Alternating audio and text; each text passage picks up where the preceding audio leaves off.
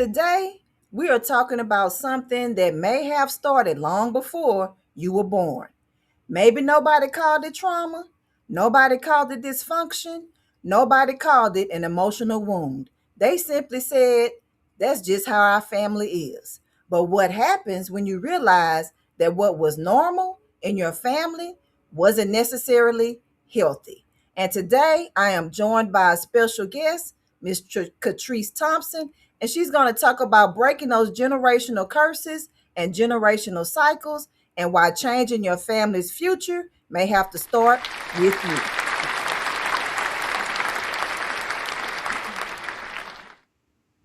So, welcome, welcome. Let the audience know a little bit about who you are. Hi, I'm Katrise Thompson, licensed therapist, coach, minister, speaker, and the most important title for me is Child of God. Um, I became a therapist. The journey for me began actually as I was working in an accounting office for a hotel chain. I was sitting there, wasn't happy about the work, but hey, I need a job. And so I decided I need to do something different, and the volunteer opportunity took me to a domestic violence shelter. That one day in that shelter changed everything for me. As I sat there with the women and their children, I'm like, this is what I need to be doing. So I went back to school because I have no experience before being any type of worker with families or children, except for what I did in my church. So I go back to school, I get a master's degree. It leads me to transition from business to social services, but still not happy in that. I remember praying every day when I went to work, Lord, you got to open a window. I got to get out of this job. And another opportunity came up to volunteer at another shelter. That also opened a window for me to get full time employment. And so while I was there, like, why don't we have a therapist that focuses on our population? Mhm. And I go back to school to get a degree in mental health counseling. I sit before you now because I took that experience, turned it into my practice, the Beauty from Ashes, so I can focus on helping individuals to not allow their pain to define who they become. And I love that title, the beauty from ashes. Yeah, that says it all in one in three, 4 sentences, 3, 4 words right there. The beauty and ashes. Congratulations. Thank you. Thank you An very awesome much. journey. So, are you ready for this impactful conversation today? I am. I am very much ready. Okay, so we talk about normal, in families, and some people think the dysfunction that they have is normal. So, what do they think about if normal wasn't healthy? From your perspective, what are some signs that something we've accepted as just how our family is may actually be a generational pattern that needs to be broken? Mm. Um, Normal. One of my least favorite words to use because what we end up defining as normal is what we've become familiar with. And familiar is not necessarily healthy. I use a tool in my practice to help people identify the patterns of behaviors that have been present throughout their families, called the family cycles self assessment. And with that, we pair it with the tree I inherited so that they can see that even though my family has all this stuff and this is who we are, there's also layers that we don't identify on family trees. The anxiety, depression, all of the things that come with that. And so when we're looking at this as just who we are, no, it's probably more of what has been passed down that we've become familiar with, but we have to also realize and understand that familiar is not always healthy. And just because we're used to doing something doesn't mean that that is what's healthy for us as individuals. hmm So, what would be, and it might be something we talk about a little later, but I just want to drop that nugget early because it came to my mind while you were talking. What would be some people's, not necessarily signs or signals, but how can they get to the point where, like, if they have this family routine or family cycles or whatever, and they think it's normal, right? But then Mhm. they kind of like, wait a minute, this might not be normal. How can they get to that point where they have an aha moment or get the aha moment if they don't have the aha moment, if they don't know? I love that question. Um, I come from a family, and we have a lot of anger. And when you're operating from a place that anger is the only thing that you know, sometimes you have to take a step back to be like, you know what? I'm at a stop sign. Why am I mad at the whole world? Like, this may not be what's normal or even healthy. So when you feel as though, or you get to the place to where everything that you do starts to look like someone else. This looks like what my mama does. This looks like what my daddy does. And you start wrapping your identity in that. This is when you need to pause and be like, hold up, is this what I want to do? Or is this just what I'm used to doing because of what I've seen? Uh, Hmm. and once we start wrapping our heads around this is just what I've seen, then we can take that pause and be like, okay, maybe this is not normal. Yeah, that's good. And then another good indicator is if you even question it, then you need to probe it. Exactly. Yeah. Exactly.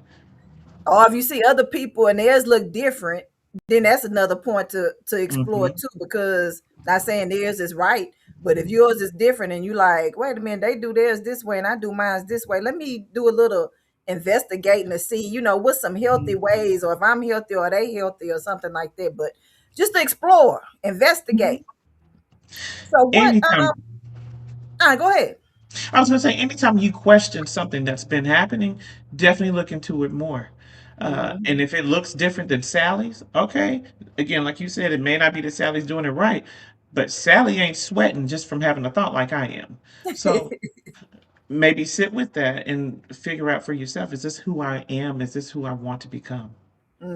Absolutely. And if it aligns with your goals, and Hmm. nurture your goals.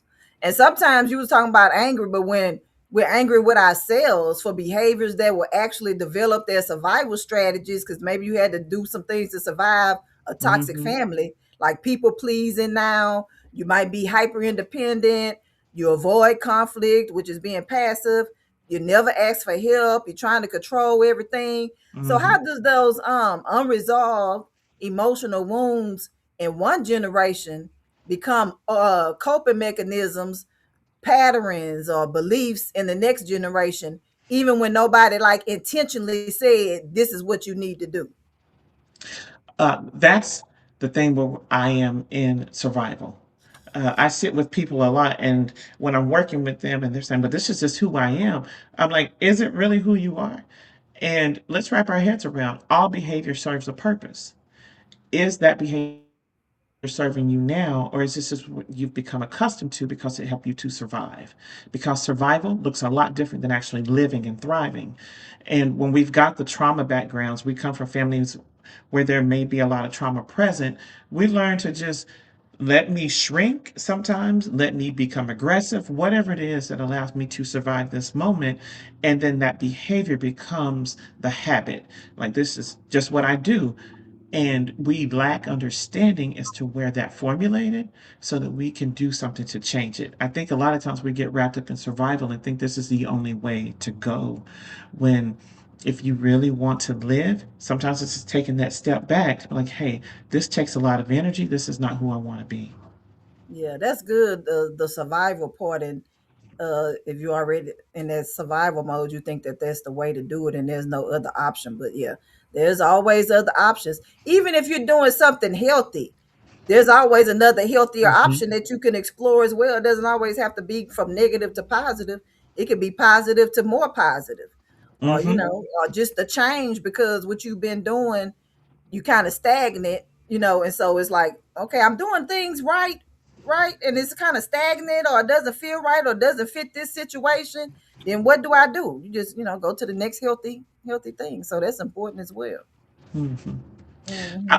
I actually love that you said that. So I'm on a weight loss journey too. And sometimes you'll reach that plateau where you're not doing anything. And it's like, I'm doing everything right. I'm counting the calories, going to the gym, all the things. But it takes that slight adjustment for the scale to start going, or for you to see something better for yourself. Like, oh, okay, I can run up the steps now. I couldn't walk up them just 2 weeks ago. And so when we look, it doesn't always have to be the huge change. It can be that little bit of something that we do to acknowledge that this behavior is not serving me, and I want to do something that actually helps me to live. That's good. That's good information. So I think this is a great point to have us a commercial. But while we're on the commercial, I want you all to think about something. Can someone love their family deeply and still acknowledge that their family wounded them? That's deep, huh? Mm, And when we come back, then Catrice is gonna kind of help us dive into that more, so that you can kind of process that and know that you still can love people if you wounded or whatever, but that don't mean you have to follow the trail. mm. So, and we'll be right back. So just stay tuned for the second half of Girl Talk Mental Health. You weren't meant to break. You were set apart. What if your deepest pain was the birthplace of your greatest purpose? Meet Gingerbread, a child caught in the chaos of her mother's depression and suicide attempts. She never asked for trauma, shame, or to feel invisible, but she found something greater. Set Apart, the journey to find hope through loneliness, shame, and death is more than a book. It's the breakthrough you didn't know you needed. If you've ever said, "I'm fine," when you were falling apart. If you've ever thought, "This story isn't for me," it is. Don't let fear, excuses, or busyness rob you of healing. This book will shatter the silence, stir your soul, and remind you, you were never forgotten. You were set apart. Set Apart, the journey to find hope in times of shame, loneliness, and death, by author Virginia Dale Manning. Available now, because hope can't wait.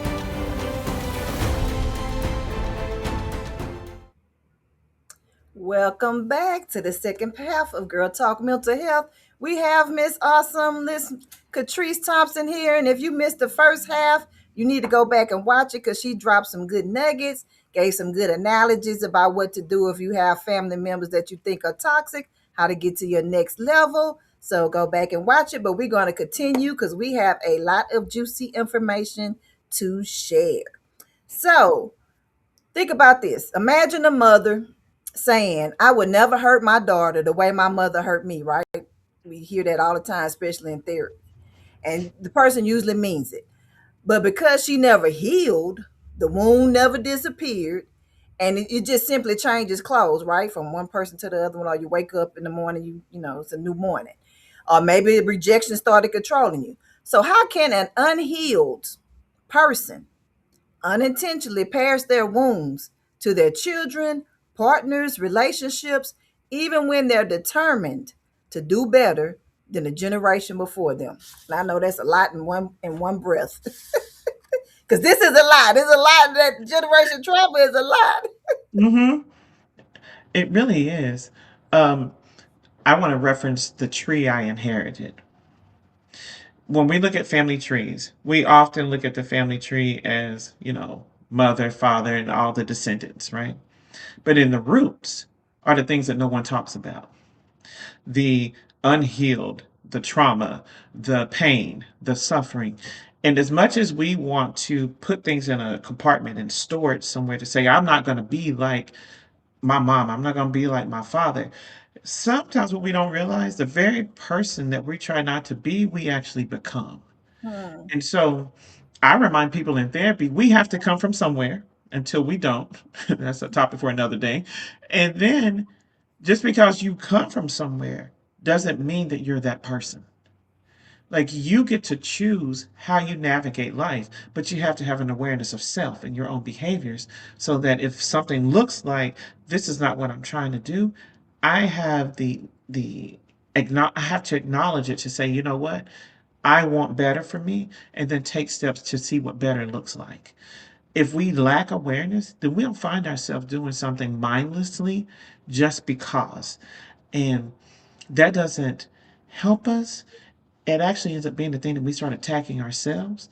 And then we go back to that narrative, well, this is just who I am. No, this is what you're choosing because it's comfortable. And just because it's comfortable doesn't mean that it's what's healthy. And so if I'm not trying to be like my mom, I see the behaviors that were not helpful for me, then I am intentional about not choosing that path. If that means I'm going to go to therapy, and I know within the Black community, we're getting better, but we often have this stigma of like, no, that ain't for us. You know what? Then look into your faith community. Find Hmm. someone that can help you to look in the mirror and actually see yourself, and not seeing yourself through a lens that doesn't belong to you. Hmm. And that's good, because a lot of times some people don't practice faith in the faith community or whatever, or they don't want to bring their business to the church or whatever. But I tell people all the time, like right now, in the times that we are living in with this technology, and now with AI being so prevalent, you really have no excuse not to be aware or woke, as they want to call it, or whatever. Yeah. You have a podcast, you have YouTube, you have some, sometimes social media groups. The AI, like AI will map out, you'd be like, AI, tell me how to live my life. And it can tell you, it'll map out your whole life. Life. No. Everything. Hey, make sure it's credible now. Everything is not for you. Use what's for you and the rest let it go. Hmm. That's so funny. Yeah, that comes up in therapy a lot. I actually have someone who's like, I talk to AI about it. I'm like, okay, well, let's bring AI into this conversation and let's pick it apart because, again, we want it to be something that's credible. We don't want you Mhm. applying something that's not really for you. And realistic, because it might tell you Mhm. like, okay, you could be this person overnight, or whatever, and it's not really what you could do. It's not feasible, probably because of your resources, Mhm. what you have to do already, or what you already have for your goals. So choose wisely what you listen to and what you do. Mhm. Even therapists, like, sometimes we give people a lot of tips, even though we try not to. But when they come in the office, like, I don't know. You want to personalize it, but sometimes you have to give them a plethora of things, and then they have to be wise about choosing what kind of fits their life and what nurtures them as well. So it goes even if it's a person or a robot. True. I've incorporated something into my practice, especially for people of faith. Like, I'm going to give you this nugget. I'll give nuggets and seeds, but don't believe everything I say. Take it back to God, pray about it, and see what He Okay. says. Because then that way you can get confirmation or you can get redirection. Mhm. Well, they could believe you, but that don't mean they need to use it at that moment, right? Or they can. I tell people too, like, take everything that you hear or whatever tips people give you, use what you need, and then you might can share the rest with somebody else who might need it at a certain time. Because God will, equip you to help others. So sometimes we think, oh, I don't need this. That's not for me. But God giving you stuff to not just equip yourself, but to somewhere along the line, you're gonna meet a person that's gonna need what you got from somebody else, so you can help someone else. So it's all good, all of it. Take it all. So true. So true. And you said you worked at a shelter, a family shelter, right? A A women's family, shelter. a Yeah. domestic violence shelter. So did you come across women or families who kind of had those? I mean, I'm pretty sure they had some generational wounds and stuff like that. So what was like maybe the one thing you found yourself saying the most or seeing the most? I would see a cycle of this narrative. Well, I watched my mom have the same problem I'm having. Um, Hmm. and I would always remind people or even teach them sometimes because they don't have the awareness that the abuse didn't start in this relationship. You start learning to shrink yourself. You start learning to make yourself small, to accept things that you wouldn't normally tolerate early on in life. And then sometimes the cycle started with other forms of abuse, but domestic violence is what is prevalent in a person's life when they're in the shelter. Yeah, that's good information. So, why can becoming emotionally healthier create conflict inside an unhealthy family system? And how does someone continue healing without drowning in their guilt? Hmm. When you take care of yourself, you have no reason to be guilty. Mm. Guilt starts coming in when you start changing and the people around you don't like the change. I often remind people be mindful, be aware that when you start doing something that makes you better, makes you healthy, people don't have the same access to this version of you that wasn't healed. And so when they don't have that access, here comes all the manipulation to make you feel guilty because you've changed. Well, you know what? I'm healing, so change is going to come. And I don't have to feel bad because you don't want to join me in that. Mhm. Um, we often want to shrink ourselves or stay back because other people aren't moving along with us. Well, not everyone's going to be a part of your healing journey. And I often tell people this as well. You can't want something for someone more than they want it for themselves. Yeah, They, absolutely. they have to want to be healed. They have to want to be healthy. And if they don't want that because whatever comfort has formed in the behaviors that meet whatever need they have, you may have to leave them behind. And you have to continue to keep going because your healing, when you want to break cycles, it starts with you. It has to start with Mhm. you. And sometimes you are the role model because you can tell people things and how to do things all day and all night. And I tell people that, especially like with parenting, kids don't do what you say do, they do what they see you do. So you can say, I don't care just because I did this and did that, don't mean you should do it. You should do this and do that. But they're not gonna do what you say, they're gonna do what they see you do. I used to So love that that as a kid. I didn't mean to cut you off, but I used to love that as a kid. My mom would be like, "Do as I say, not as I do." I'm like, "What?" As an what? adult, I look back. I'm like, "No, I'm gonna do what you're doing because you're doing it." Right. And then it makes you curious, like, well, if you're doing it and you don't want me to have it, would like it must be something good. So let me do it, right? But yeah, no. Mhm. Yeah. And it goes to the little quote, like, if it stops with me, where do I start? This I love. If it stops with me, where do I start? This is another tree that I use, right? The tree of what I'm trying to grow. If I don't want to continue in a cycle that doesn't lead to anything but the same thing that we've been doing, then I'm going to say it like this: healing has to start with you. Mm, And you taking that step forward to do something different. In therapy, especially in the experience that I have, a lot of people like, I don't know if I'm making progress. And I tell them this: every time you choose to do something different than what you've always done, there's the progress.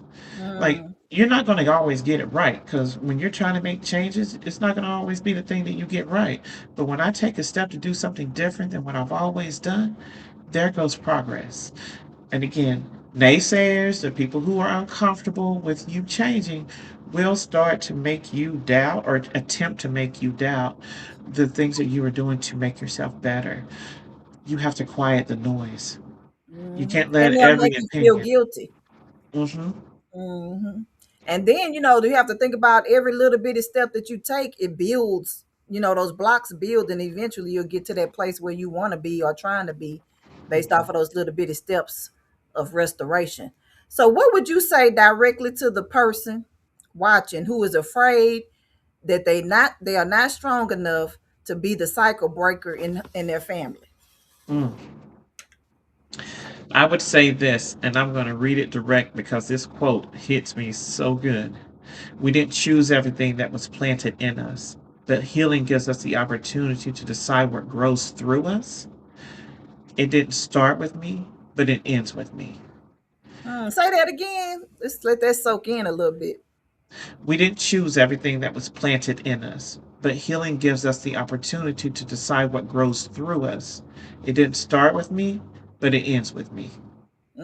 I like the grow through part, right? Because that's transformation and restoration. That is so good.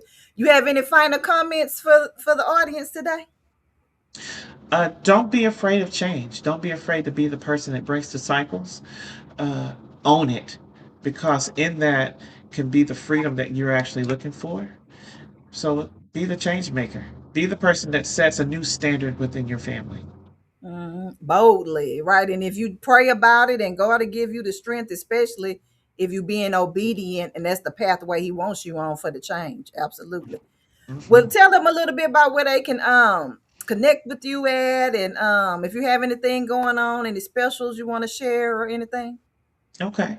Well, my website is beautyfromashestn.com. I'm also on YouTube, Counselor KT. I'm on Facebook, Beauty from Ashes TN LLC, and Instagram, Counselor KNT. Um, I am in the process now of starting a couple of groups. I have one that is designed just for Black women, sisters holding space.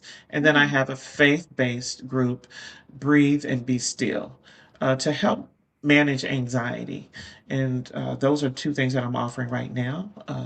If anyone's interested, you can go to my website, get all the details about that. And I'm also starting to take steps to start a podcast. It's starting right now with just little snippets of something that I call driveway conversations, to mhm. where we're just talking about things real basic and taking a real look. at relationships, faith, and healing and what that looks like. Okay, and where they find that at on the website as well, or is it? It is actually on my social media platforms. Okay. I have not yet uploaded anything to my website. Okay, absolutely perfect. Well, we for sure appreciate you coming in today and giving us some nuggets. Y'all go back and watch, connect with her. And then you said you had an assessment. So is that also on your website? It will be on my website. I wanted to do this first before I put it out there. And Okay. so it'll be on my website probably within a week. All right, perfect. We'll be looking forward to that. So, if this conversation helped you see yourself differently, I want you to subscribe, turn on those notifications, and share with someone who's always saying that they are fine, even when you know they are not. Because sometimes healing begins when somebody finally gives language to what you've been silently crying about and carrying. So, we'll see you next time on another awesome episode of Girl Talk Mental Health. Thank you for joining us for Girl Talk Mental Health. Remember, your mental health is your wealth. Don't forget to like, share, and subscribe to at Virginia Del Manning.